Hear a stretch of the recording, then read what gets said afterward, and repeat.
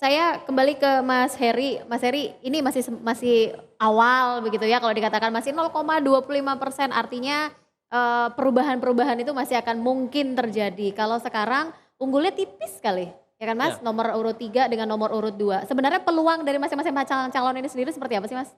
Berarti kalau dilihat dari angka 0,25 masih ada 99,75%. Ya, masih jauh. Masih jauh kan? Tapi paling tidak ini sudah dapat gambaran ya. Kalau kita lihat itu kan 44%, Ya. 43, 11%.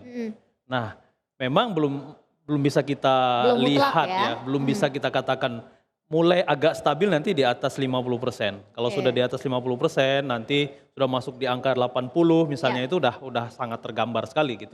Sulit sekali misalnya ada pasangan yang langsung melejit begitu walaupun sisanya misalnya nanti menyisakan 20%. Jadi masih boleh berharap ya dari pasangan 1, 2, dan 3. Masih Bisa doanya terus harus berharap kencang lebih. nih nampaknya. Harus kenceng katanya bu doanya.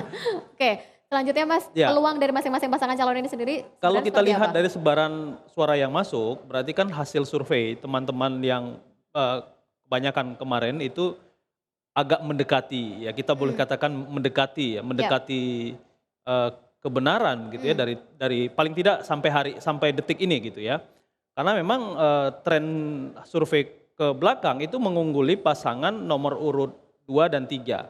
Ada perbedaan. Misalnya ada yang mengatakan bahwa paslon nomor urut 3 yang unggul hanya perbedaan 1%, lalu kemudian ada keunggulan di pasangan nomor urut 2 itu sekitar 2 atau 3%. Kalau kita lihat dari margin error 3%, katakan 3, sekian persen, maka sebenarnya sama kuat nih 2 dan 3. Nah ini tergambarkan Sama-sama kuat? nih, kalau dari hasil survei kemarin ya, dari hasil survei kemarin. Nah paling tidak dari sekarang yang masuk di 0,25% itu juga membuktikan hasil survei dari teman-teman yang kemarin, yang 3 hari terakhir itu yang saya katakan mendekati kebenaran. Tapi lagi-lagi kita harus lihat lagi trennya ya. Ini masih sangat jauh. Saya katakan tadi 99,75% suara itu masih kita tunggu gitu ya. Baik.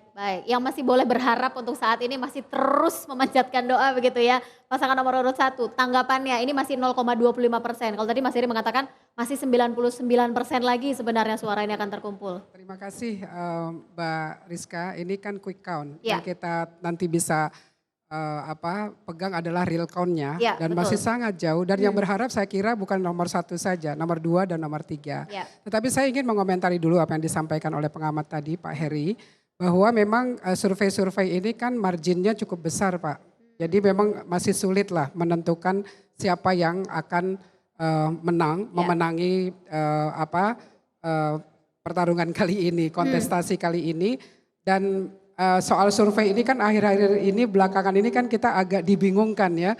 Dibingungkan karena ada 5 atau 6 lembaga survei yang melakukan survei.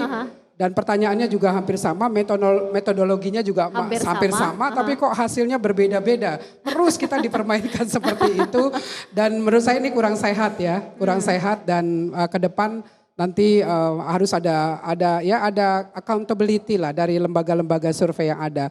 Kemudian yang kedua, tadi iNews memaparkan 11%. Ini agak bikin down juga nih teman-teman yang di belakang. Jangan dong. Tapi tidak, karena kami menyaksikan teman-teman kan di WhatsApp sudah beredar. Menyaksikan di televisi lain saat ini posisinya 28%, 32 dan 39. Artinya sudah naik ya, sudah naik. Dan hasil suara yang masuk juga masih 0,25%. Jadi di sini 0,25%, di sana di tempat lain 0,25% itu berbeda. Tetapi sekali lagi nanti yang akan kita pegang itu adalah real count. Real count perhitungan suara dari KPU. Dan kemudian tadi soal yang disampaikan bahwa apakah karena banyak ya, belum lama kan di negara adidaya yang metodologi surveinya luar biasa, itu kan yang diunggulkan pada saat survei-survei itu kan ternyata kalah di akhir perhitungan. Jadi menurut saya ya kita masih menunggu dan untuk pasangan nomor urut calon nomor urut 1 ini ya kita siap menang, siap kalah. Jadi semua pasti tidak akan masalah. siap menang dan juga siap kalah. Ya tidak masalah. Gitu ya. Dan terima kasih kepada masyarakat. Semangat. Terima kasih kepada masyarakat yang sudah memberikan suaranya untuk Mas Agus Silvi untuk melihat Jakarta yang lebih sejahtera, aman dan adil ke Oke, depannya. baik. Terima Penghitungan kasih. masih terus dilakukan. Benar kalau dikatakan bahwa sebenarnya hasil yang sebenar-benarnya adalah hasil real count begitu ya, yang akan dikeluarkan oleh KPU DKI Jakarta. Tapi boleh berharap-harap cemas sedikit begitu ya dari hasil penghitungan cepat ini atau dari hasil quick count.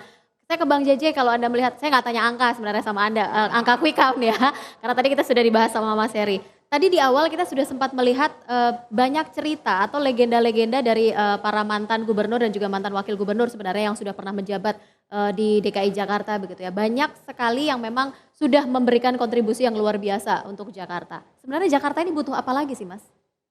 Ya menurut saya yang dibutuhkan Jakarta hari ini adalah evaluasi total ya, karena Evaluasi total? ya karena ada buku ditulis bagus sekali oleh Ibu Susan Blackburn dan itu buku favoritnya paslon nomor 2.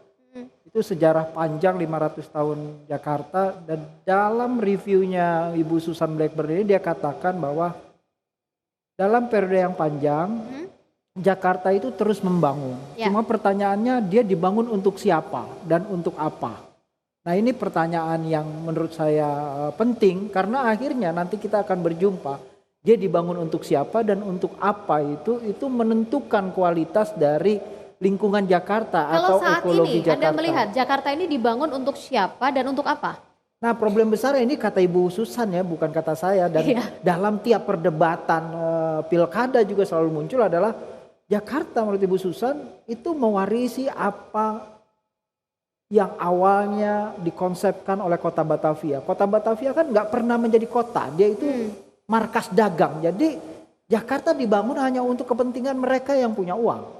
Oh, Ya, yang sumbangannya besar sama kota.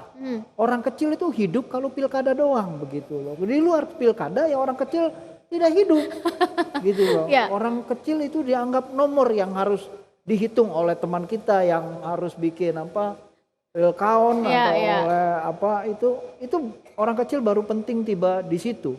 Kita pernah dengar ada yang berjanji misalnya tidak ada gusur karena gusur itu menyakitkan hati, tapi yang ada geser, tapi karena kepada kenyataannya dia menjadi gusur begitu. Jadi lagu yang tadi dinyanyikan sama Mas Koko Tole dan kawan-kawan itu benar, ada kalimat apa terpikat cerita-cerita manis begitu. Jadi benar ya? ada benarnya menurut saya, tapi Orang datang ke Jakarta juga karena terpikat sebenarnya sama tapi Jakarta. menurut saya dalam masa pilkada justru cerita-cerita manis itu yang paling berbahaya. Oh, Iya, karena orang kadangkala itu lebih senang mengkampanyekan cerita-cerita manis, tapi cerita manis itu sebenarnya bisa jadi pil pahit. Nah, Oke. ini yang menurut saya. Bang Jaji boleh ditahan terlebih dahulu begitu ya sebelum nanti kita akan berlanjut kepada cerita-cerita manis lainnya.